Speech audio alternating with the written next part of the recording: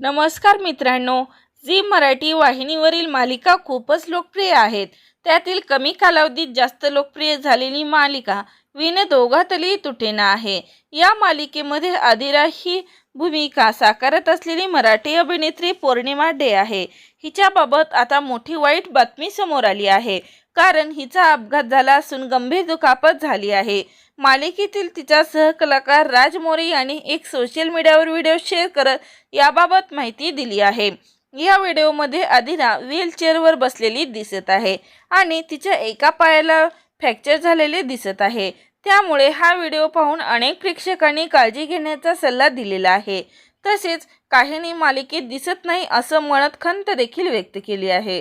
तर मित्रांनो, विण दोघातलीही तुटेना ही मालिका पाहताय का आणि तुम्हाला आवडते का? याबाबत तुमची काय प्रतिक्रिया आहे कमेंट करून नक्की सांगा. तोपर्यंत धन्यवाद.